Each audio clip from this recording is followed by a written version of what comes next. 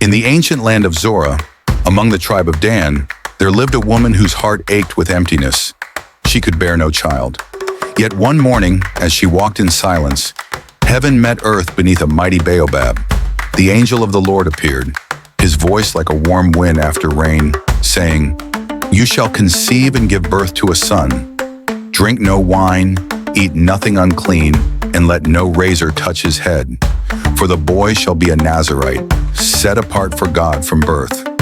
Through him the chains of Israel's oppression shall begin to break." And so, a divine promise entered a mother's heart, a prophecy of power yet unborn. In time, the promise took form. A son was born, and his name was Samson.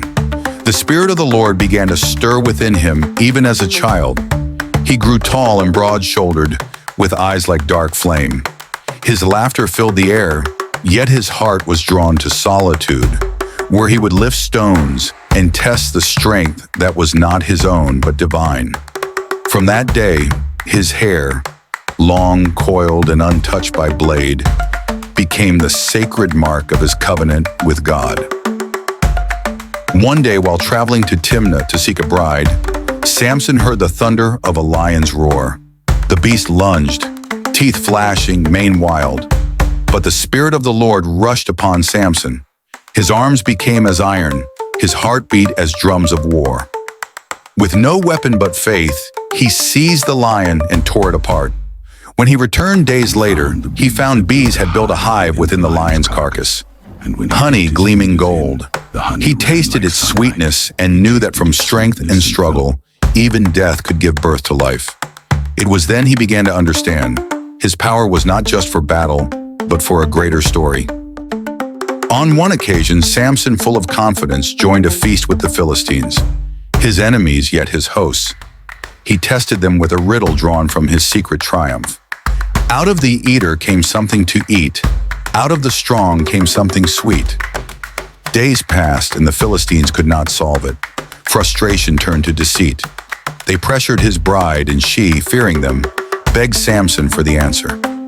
At last, weary of her tears, he revealed it.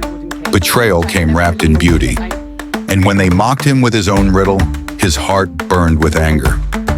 This was the first spark of vengeance that would light the years to come. In wrath, Samson turned cunning. He caught 300 foxes, tied their tails in pairs with burning torches, and sent them racing into the Philistines' fields. The harvest of their pride burned to ash before dawn. It was not mere revenge, it was a declaration that no nation could mock the will of God and remain unscathed. On one occasion, even his own people, weary of the Philistine oppression and fearing further retaliation, betrayed him.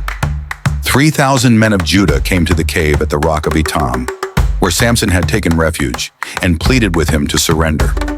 Reluctantly, he let them bind him with 2 new ropes, on the condition they wouldn't kill him themselves. They delivered him into the hands of the Philistines.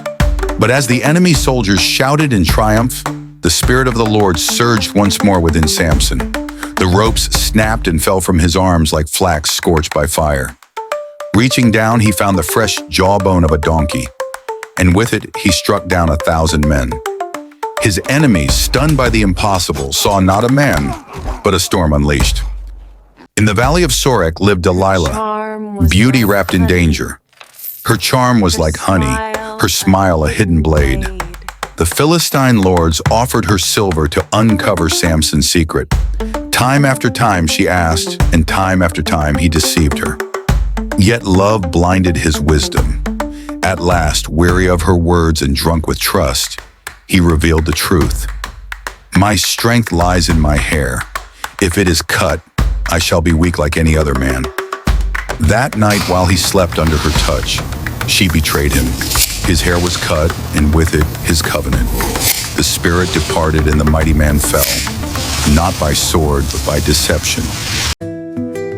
The Philistines rejoiced, their enemy broken, their pride restored.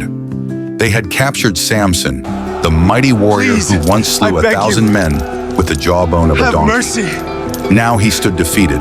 They gouged out his eyes and cast him into a prison in Gaza, forced to grind their grain like an ox, a humiliating task for the once feared judge of Israel. But within the darkness of his blindness, Samson found light again. Stripped of strength and status, he began to see more clearly than ever. Day by day, his hair, the symbol of his Nazirite vow, began to grow, unnoticed by his captors. With each inch, a quiet strength returned, not just of body, but of spirit. Blind, he gained vision of a higher kind. Brought to the great temple of Dagon to entertain his captors, Samson stood before them one last time. Guided by a young boy, he felt the pillars that held their pride. Lifting his face to heaven, he prayed, "Lord, remember me. Strengthen me just once more, that I may avenge your name." With a cry that shook the heavens, he pushed with all his might. The pillars cracked, the stones fell, and the temple collapsed, crushing thousands beneath it, including Samson himself. In his death, he destroyed more enemies than in all his life. Thus ended the story of a man broken by weakness, redeemed by purpose. And so Samson's journey ended where it began, in the land of his fathers. His strength, his pride, his downfall, and his redemption became a song of warning and hope. His story teaches that the gifts of God are sacred, not for vanity, but for service. For even the mightiest fall when pride blinds them, yet grace always finds those who return to faith.